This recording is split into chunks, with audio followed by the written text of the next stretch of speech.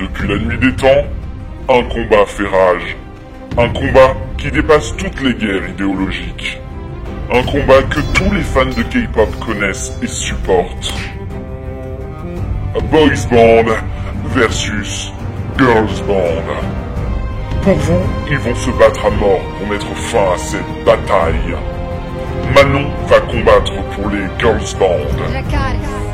Vincent va lui défendre les Boys Band. Que le combat commence.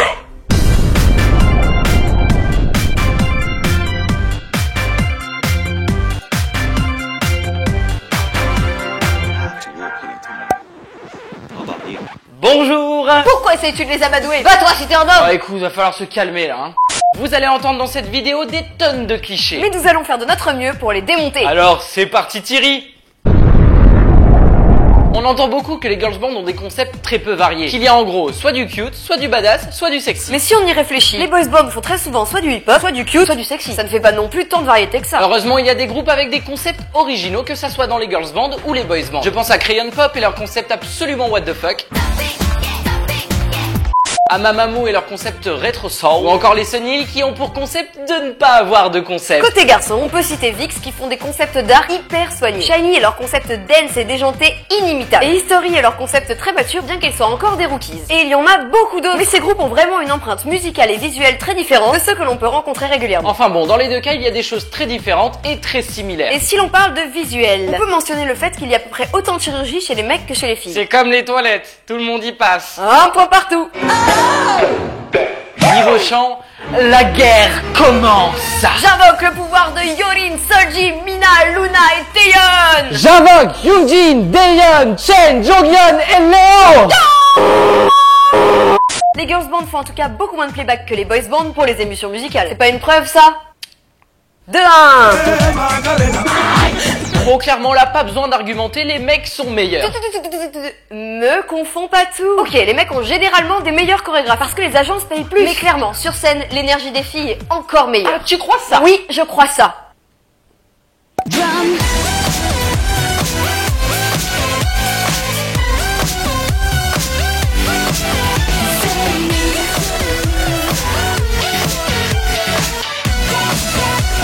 Oui, mais... Attends.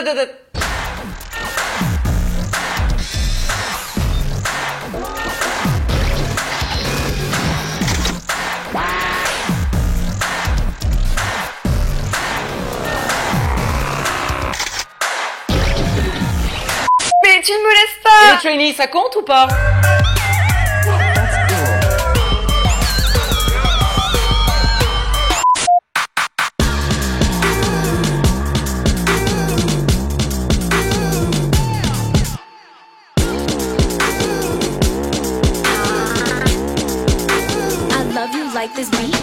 Bon, ok, niveau danse, les mecs se débrouillent plutôt bien. Mais il n'empêche que beaucoup de boys bands donnent l'impression de faire leur performance sur pilote automatique. Et on en parle des Tiara et des Girl Generation depuis 2013 ou pas? Ça va, je te donne le point. De partout.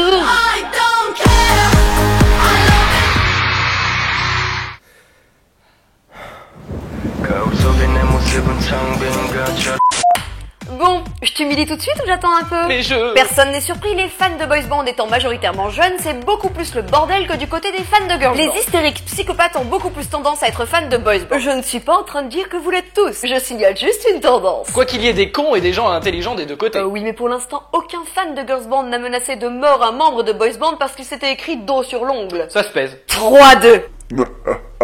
Mais restons sur le sujet des fans.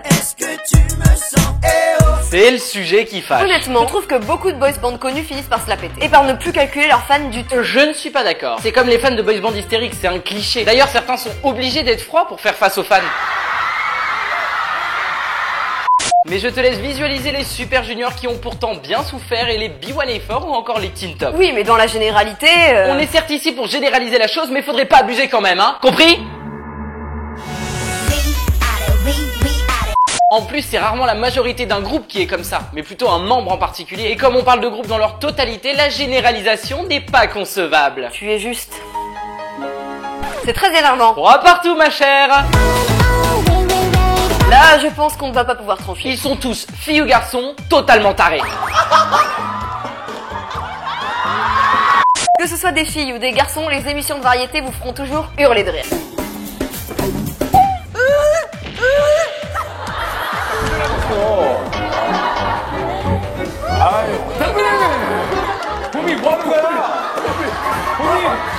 C'est triste à dire, mais nous arrivons à une égalité. Et merde, on vient de perdre toute crédibilité. Bon, résumons. J'ai pas vraiment le choix.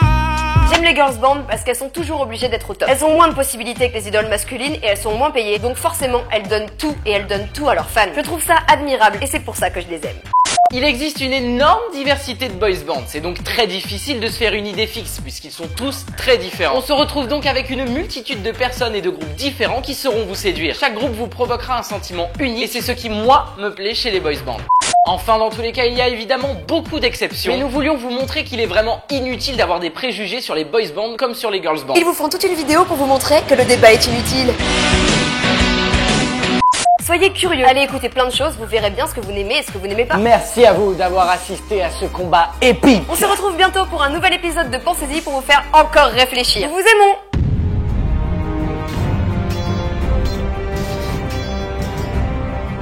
Désormais, le combat est achevé. La seule conclusion que nous pouvons faire,